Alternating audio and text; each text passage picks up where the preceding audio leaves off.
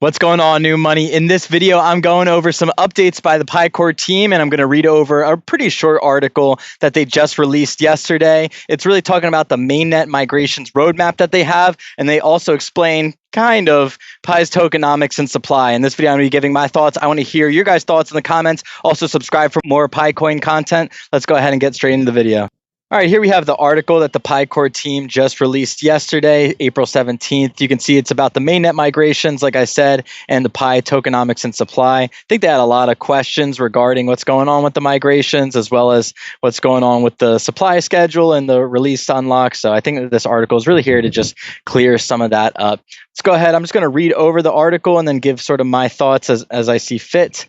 And they begin the article to say that the mainnet migration roadmap by priorities. I think this is really a preface that they just wanted us to keep in mind before we read the article. And they say, in discussing PI Mainnet migration, keep the following facts in mind. The migration needs to occur for a network of tens of millions based on complex mining data over the last 6 years to ensure accuracy, security, and fairness for honest pioneers by excluding cheating. It is not just a simple airdrop to tens of thousands of wallets without much consideration of additional data, like in many other crypto projects. They're pretty much saying, guys, chill on us. We're doing a challenging thing here. Not a lot of cryptos are doing this. This isn't as simple as some things in the past. The second thing that they say here is that the network has already migrated over 12 million people, which on its own is already an achievement of scalability in the industry, especially given the natively built KYC and migration process with no fiat cost for users. I think that's a fair point. Yeah, they have had over 12 million people move to mainnet, including KYC. That's, I guess, a challenging wrench into the mix to throw into things. And then third, they list when the migration condition for going to open network was set to be 10 million, striking a balance between the network's need to transition to open network in a timely manner and inclusion of millions of pioneers in the mainnet. It was understood and expected that there would be people who need to migrate after open network launch. So they're also, I guess, just ending that by saying this is to be expected. We knew this from the beginning.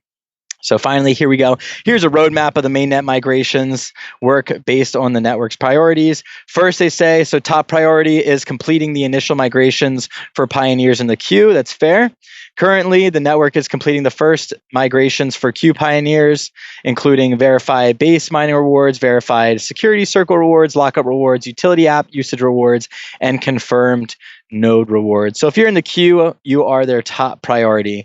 Their second priority following the people already in the queue is migrations, including referral bonuses. So after the first migrations in the current queue are completed, second migrations will become the focus.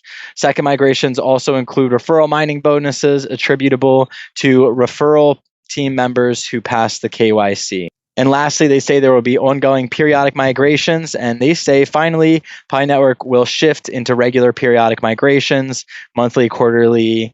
It is to be determined, which will include all bonuses and rewards. So interesting there. I guess they have a tiered approach, and then the article continues to highlight that we should note the differences in the UI between the transferable balance and the actual migrated balance are as intended. That the UI uses simplified calculation estimates in order to save computation time and resources. The balance that is actually migrated to a user's mainnet depends on extensive, precise computations that would take a much greater time per user, going through all their past mining sessions and associated bonuses for the past few years. So the transferable balance displayed in the UI is a pessimistic estimate of the actual Pi amount included in the first migration. So I suppose what they're saying here is that if you think that you're not getting as much Pi as you should be getting, that should be transferred over into the mainnet, then kind of hold on because there's more coming. They have other processes in place to calculate more specifically who should be getting what, but they just did a rough estimate. So what you see in your wallet, what you see in that user interface is just a worst case scenario essentially for what you could be getting. I suppose that's what I'm reading from this article. The actual first migration for everyone already contains their verified base mining rewards, security circle rewards, lockup rewards, utility app usage rewards, and confirmed node rewards for some, basically only excluding the referral mining bonuses. So this is really just saying that most of the rewards should be there, but there might be some additional rewards coming to you along the way. Now they also really do a broad stroke of the tokenomics and supply here. If you want to see a little bit more in depth, check out my videos reading through the white paper themselves. I have so far, I think the 2019 white paper almost read through all the way, and then very soon I'll be getting through that and then going over the more recent 2021 white paper. So make sure you guys stay tuned for that. Give me a follow. But in the meantime, they do give a very simplified version of their tokenomics and supply. And the article goes on to say, in light of the discussion about migration, it's important to remind pioneers and the article goes on to say, in light of the discussion about migration, it's important to remind pioneers of and execute the general public about the PI tokenomics and mining mechanism, which were defined in longer form in the white paper in 2021. It was pretty long. On PI supply and allocation. Here is, I guess, a TLDR, too long, didn't read. The maximum supply of PI is 100 billion tokens. The maximum supply is comprised of the following. 65 billion tokens, or approximately 65%, are allocated for all community mining rewards.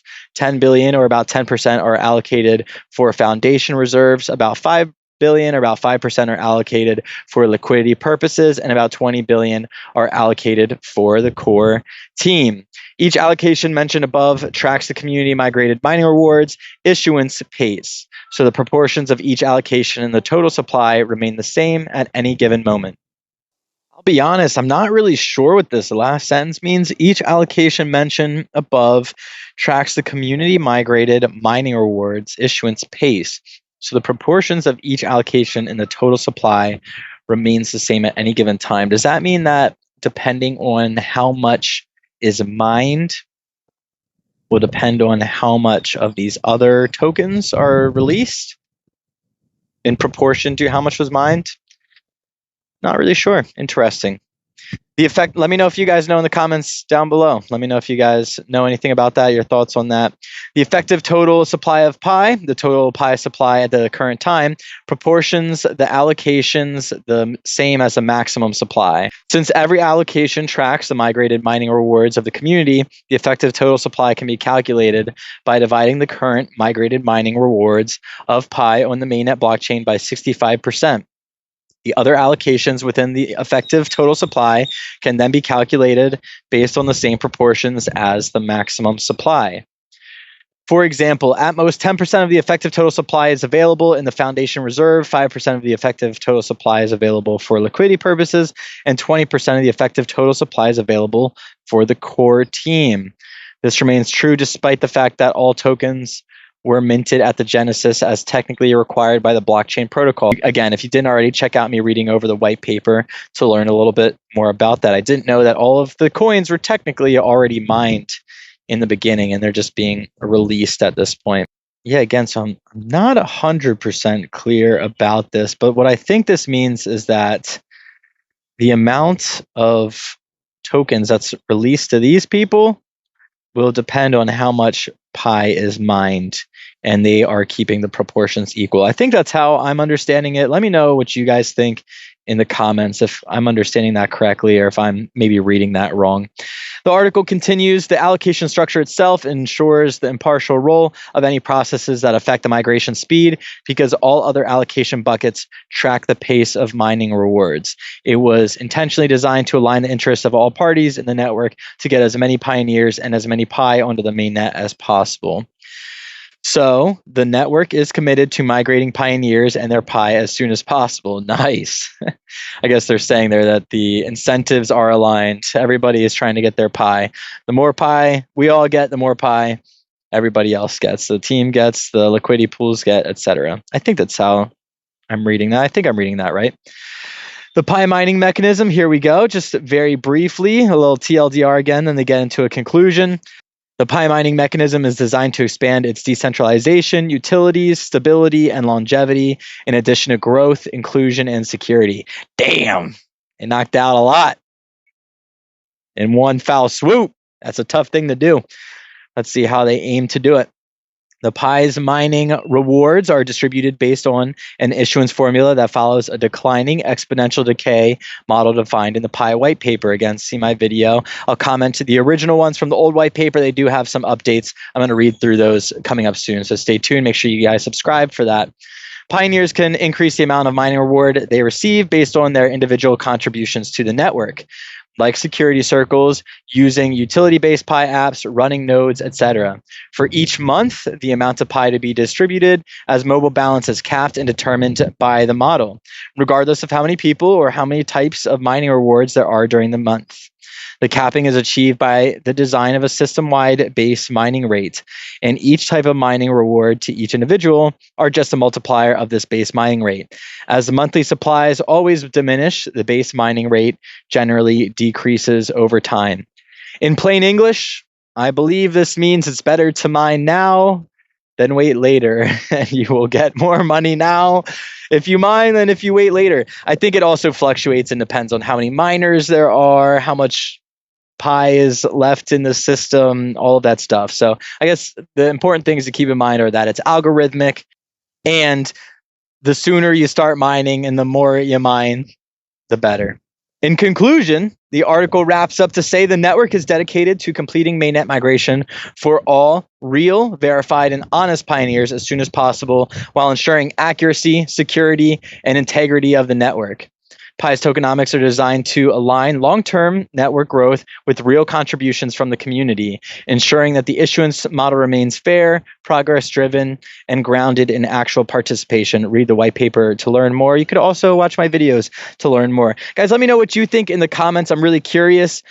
Do you think that they're doing a good job of this? I know that the price is down at the time of recording, but that doesn't have anything to do with the team growing, or it doesn't really have anything to do with any crypto right now. All cryptos are down. So please don't just spam the comments saying that the price is down, that they're failing. Please let me know what you think about this article, what the PI CoremTeam is doing, their mission, and if you think that they're achieving it. So guys, it's been everything from me. I appreciate you watching this video. As always, this is Joe from New Money Crypto. We all know there's smart money, dumb money, old money. Years from now, they're going to be calling you new money. Until then, I'll catch you on a video soon. Much love. Peace.